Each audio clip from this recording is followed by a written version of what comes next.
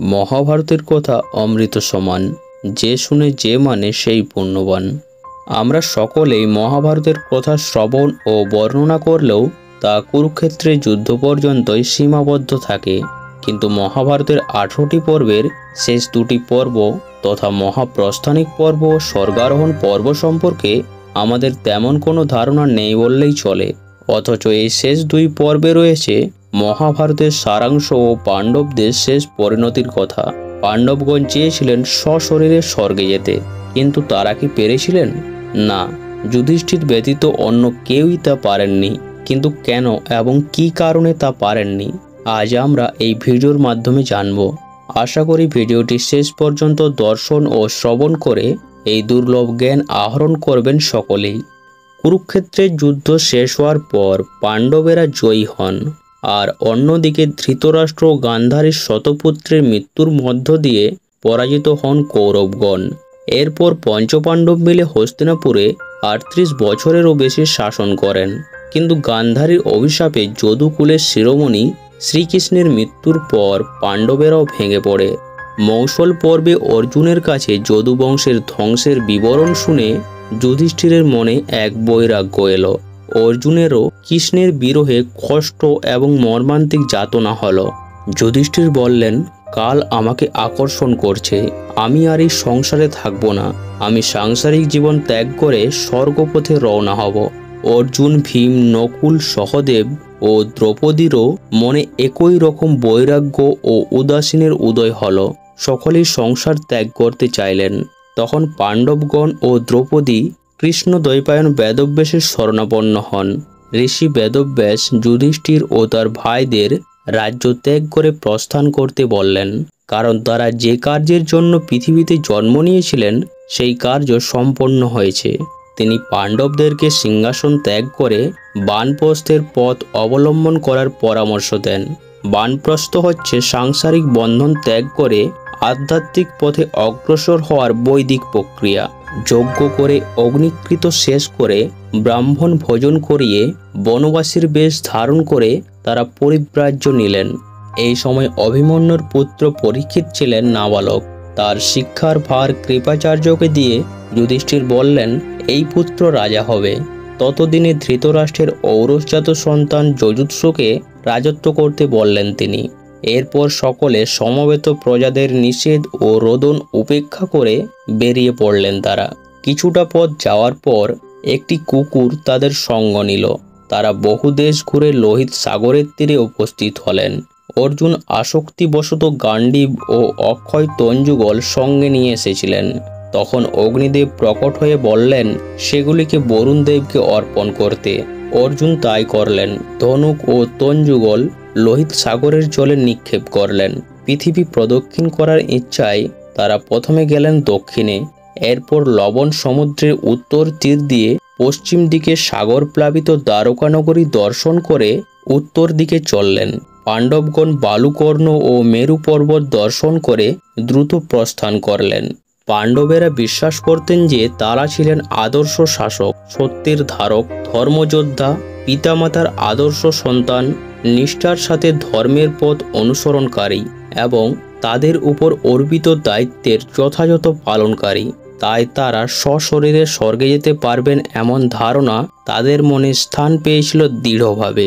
কিন্তু মেরু পর্বত আহরণ করার সময় সহসা দ্রৌপদী যোগভ্রষ্টা হয়ে ভূপতিত হন। দ্রৌপদীর এহেন দেহাবসানের ফলে পাণ্ডবেরা অত্যন্ত হতাশ হয়ে পড়লেন। যেহেতু পঞ্চ পাণ্ডবের মধ্যে যুধিষ্ঠির জ্ঞান ও ধর্মের প্রতীক ছিলেন, তাই ভগ্ন হৃদয়ে ভীম যুধিষ্ঠিরের কাছে প্রশ্ন করেন, দ্রৌপদীর এহেন অন্তর্ধানের কারণ কি? যুধিষ্ঠির বললেন, দ্রৌপদী পঞ্চপাণ্ডবের স্ত্রী হওয়ার সুবাদে সকলকে সমান প্রেম প্রদানের কথা ছিল তার, কিন্তু তিনি মনে মনে অর্জুনের প্রতি বিশেষভাবে অনুরক্ত ছিলেন এবং অর্জুনের প্রতি তার ভালোবাসা ছিল অন্য সবার থেকে আলাদা এবং বেশি। এই কারণে তিনি সশরীরে স্বর্গে যাওয়ার উপযুক্ত নন। দ্রৌপদীর মৃত্যুর শোক কাটিয়ে আবার যাত্রা শুরু করলেন পঞ্চপাণ্ডব, কিন্তু আবারও বিপত্তি এলো। এরপর কনিষ্ঠ পাণ্ডব সহদেব মাটিতে পড়ে গেলেন এবং দেহত্যাগ করলেন। ভীম আবারও যুধিষ্ঠিরকে প্রশ্ন করলেন, সহদেবের মৃত্যুর কারণ কি? উত্তরে যুধিষ্ঠির বললেন, সহদেব ভাবতেন তার থেকে জ্ঞানী আর কেউ নেই। তিনি তার জ্ঞান নিয়ে খুবই গর্বিত ছিলেন, আর কেউই তার মনের গর্ব বা অহংকার নিয়ে স্বর্গে প্রবেশ করতে পারেন না। আরও কিছু পথ চলার পর নকুলও মাটিতে পড়ে প্রাণ ত্যাগ করেন। ভীমের প্রশ্নে আবারও উত্তর দিলেন ধর্মপুত্র যুধিষ্ঠির। তিনি বললেন, নকুল তার রূপ নিয়ে খুবই গর্ব করতেন। তিনি মনে করতেন তার মতো রূপবান আর কেউই নেই, আর এই গর্বের কারণে সহদেবের মতো তাকেও স্বর্গ লাভ করা থেকে বঞ্চিত হতে হলো। নকুলের মৃত্যুর পর বাকি রইল মাত্র 3 জন পাণ্ডব। পথের ক্লান্তি, ক্ষুধা ও ভাতৃবিয়োগের যন্ত্রণা সহ্য করতে করতে একসময় শোকার্ত অর্জুনও পড়ে গেলেন মাটিতে এবং প্রাণ ত্যাগ করলেন। অর্জুনের মৃত্যুর কারণ হিসাবে যুধিষ্ঠির বললেন, অর্জুন একদিনেই সকল শত্রু নাশ করার গর্ব করতেন, যা তিনি পারেননি। তাছাড়া তিনি অন্য ধনুর্ধারীদের অবজ্ঞা করতেন। এই কারণে তার ভাগ্যেও সশরীরে স্বর্গবাস নেই। সবার শেষে ভীম নিজেও ভূপতিত হলেন এবং মৃত্যুর ঠিক আগে তিনি জ্যেষ্ঠ ভ্রাতা যুধিষ্ঠিরের কাছে তার মৃত্যুর কারণ জানতে চাইলেন।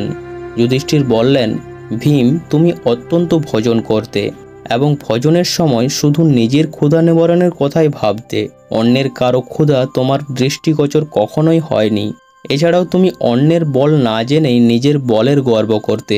নিজে অধিক বলবান হওয়া সত্ত্বেও অন্যের সামর্থ্যকে সম্মান করা আমাদের সকলেরই কর্তব্য, যা তুমি কখনোই করনি। এই কারণেই তোমার আজ মৃত্যু হলো। এইভাবে 4 পাণ্ডব ও দ্রৌপদীর দেহাবসানের পর যুধিষ্ঠির একাই এগিয়ে চললেন। তার সঙ্গে চলল সেই কুকুরটিও। কিছু দূর যাওয়ার পর তিনি দেখলেন দেবরাজ ইন্দ্র তার দিব্য রথ নিয়ে যুধিষ্ঠিরের জন্য অপেক্ষা করছেন। এরপর দেবরাজ ইন্দ্র যুধিষ্ঠিরকে রথে চড়ে বসতে বললেন, কিন্তু যুধিষ্ঠির তার স্ত্রী ও 4 ভাইকে একা ফেলে স্বর্গে যেতে চাননি।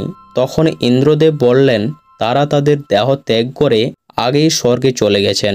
এরপর যুধিষ্ঠির তার সাথে আসা কুকুরটিকেও সঙ্গে নিয়ে যেতে চাইলেন, কিন্তু ইন্দ্রদেব বললেন যার সাথে কুকুর থাকে তিনি স্বর্গে যেতে পারেন না।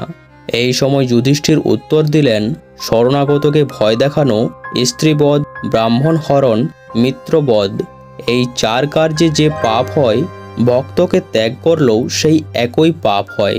তাই তিনি ভক্তকে ত্যাগ করতে পারবেন না। তখন কুকুরটি হঠাৎ ধর্মরাজ যম রূপে আবির্ভূত হলেন। যমরাজ বললেন, যুধিষ্ঠির, তোমার তুলনা নেই। তোমার মতো ধর্মপরায়ণ ব্যক্তি এই বিশ্বে আর নেই। ধর্মরাজ যম তাকে আশীর্বাদ করলেন। তিনি সশরীরে স্বর্গ আরোহণ করে অক্ষয় লোক লাভ করবেন। স্বর্গে পৌঁছে যুধিষ্ঠির তার 4 ভাই ও দ্রৌপদীকে দেখতে চাইলেন, কিন্তু তিনি প্রথমেই দেখতে পেলেন কৌরব যোদ্ধাদের। তার জিজ্ঞাসা দৃষ্টির উত্তর দিয়ে নারদ বললেন, যাদের পাপ বেশি পুণ্য কম তারা আগে স্বর্গভোগ করে নরকে যায়, আর যাদের পুণ্য বেশি পাপ কম তারা আগে নরক ভোগ করে।